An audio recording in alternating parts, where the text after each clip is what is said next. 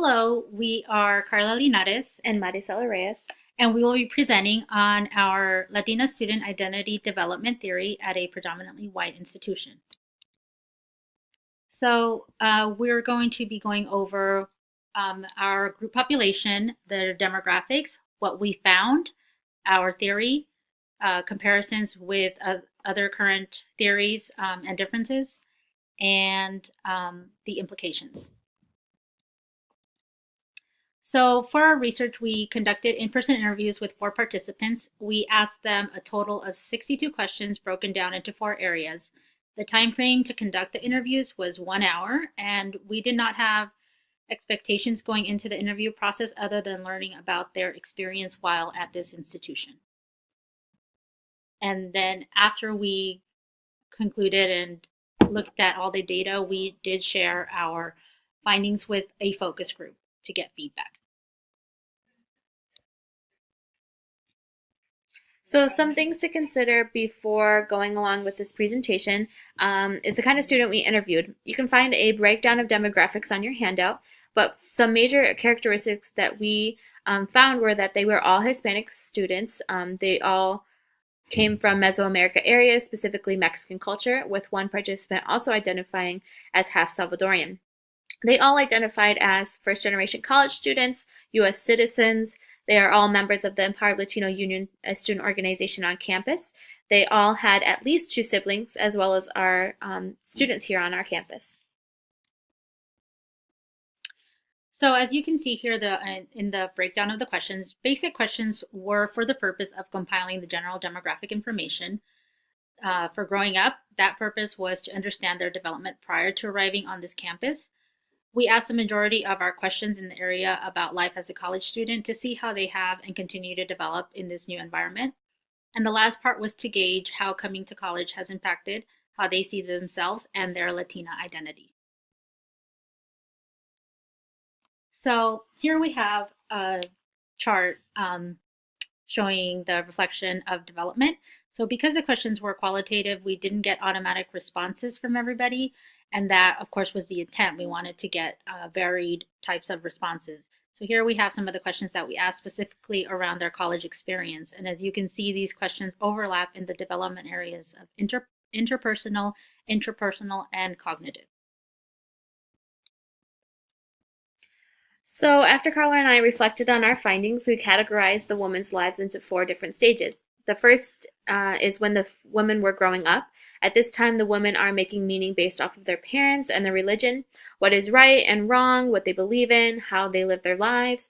Social class is also another aspect of their lives, as well as all of their parents worked in blue-collar occupations, and their class was reflected in their neighborhoods that they lived in as well. Their family overall is very important to them at this time. Having them around and being supported by them is very important to the students. Then coming into college, the parents are very supportive and encouraging towards their students. A lot of the participants mentioned how their parents wanted more from them and wanted them to make something out of their lives. Some major concerns, however, with coming to college was the affordability. So a lot of the participants said that they chose CMU specifically because it gave them the most money. And without a scholarship, they didn't know how this would be able to be a reality. Another major concern is twofold, which was the distance from their family. They wanted to be far from their family, but not too far. And then, of course, the major influence here is them being near their family. So the third stage is them actually being here on campus. Now that they are in college, the influence of how they make meaning are changing. They still have their parental influence, but it's not as high as it used to be. Religion still has a small part of how the students understand the world, but education's influence has increased since being on campus. They are all learning a lot about the world from classes, seminars, involvements, and people from different backgrounds.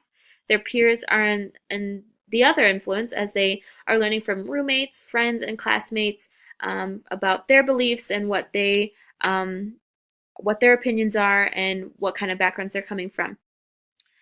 All of the participants are also employed. They spoke about needing to have an income to take care of themselves and in some cases their family back home. They also spoke about their work helping them develop skills such as time management. The participants are recognizing the lack of representation on a PWI campus and in some cases are advocating for their representation. The women are also very driven and focused at this time. As mentioned earlier in the demographics, they are all members of Empowered Latino Union. They are all employed. They are all also maintaining a 3.0 GPA or higher. These women are all doing what they need to do, but also excelling at it.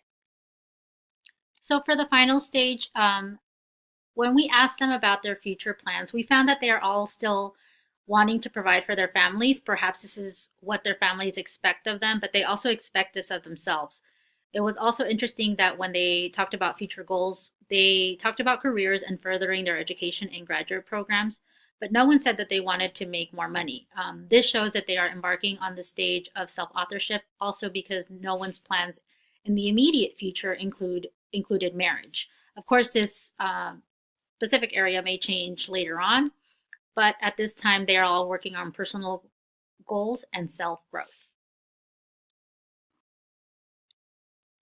So although Latinas in college are aware of the traditional negative stereotypes of being a Latina, and in few areas they may possess those characteristics, when it comes to their future plans, these women have become focused on themselves and their personal growth. They are still taking care of their families like women before them, but now they provide this care by educating their family members about the world beyond the Latinx culture. And with similarities, we looked at King and Kitcheney's reflective judgment model. As we mentioned earlier, when we got answers for some of the questions, especially around college and future plans, we noticed that they were definitely reflective thinkers because their knowledge and views changed in relation to context. In this case, college is the new environment that is changing their understanding. Another model we looked at was Friedman and Gallego's model of Latina and Latino ethno-racial orientations. So what Friedman and Gallego were talking about is that these students are developing their identities based on familial reference group. We definitely could see that within our participants, as a lot of them talked about the importance of family and why they were important. And we also mentioned that early in the presentation about family importance during their growing up stages. The other model we talked about was Torres' bicultural orientation model and influences on Latino identity. So what Torres was talking about is that less acculturated parents, which is less assimilated parents to the United States culture, their expectations versus collegiate expectations do not connect. The parents really expect the students to keep up the communication with their students, as well as the students to come home regularly, but that's not really a reality in a collegiate experience. While students are trying to study, they're trying to go to extra credit seminars, they're trying to do extracurriculars, as well as maybe community service on the weekends, and so that reality is not meshing with the parents' expectations. For differences, we looked at the Finney's model of ethnic identity development. So in this specific development model, they have three stages, and the first two stages were similar: the unexamined ethnic identity and ethnic identity search. But stage three, ethnic identity achievement, was different because these women never struggled with their ethnic identity to the point where they felt a disconnect with the culture. Being bicultural has always and continues to be part of their identity. The other model, again, we looked at was Torres's bicultural orientation model. So what Torres was saying is that generational status had an influence on whether students have a successful transition into college, but we did not find that within our participants. We had a range of our participants coming, their family coming into the United States in different generations, and so we didn't see any of the generational status having an influence, but more so the students being first generation college students, as well as their income statuses having an effect on coming to college. Another thing that Torres talked about was the environment that they grew up in. So if they grew up in a predominantly white community, that made students want to be more so with the dominant culture. However, with our participants, we did not see that. Although some of the participants did grow up in a predominantly white community, they did still want to find still wanted to find community within their own culture. So that was still very important to them. And so implications for our practice for future student affairs professionals. to know is Latina students need role models. Having a role model is very important for the students. They need someone to guide them during the process of not only transitioning into college, but also how to succeed throughout their time, opening them up to more possibilities. And they need that person to also understand their struggle. Another implication is representation. All of the students didn't feel that their culture was represented here on our campus and talked about feeling discouraged and invisible. Representation on campuses for PWIs from peers as well as in administration is going to be very important for these students and set the tone for how the students feel coming to the campus. Another implication is having focused services. So on top of representation of people, there also needs to be representation in the campus's services and programming.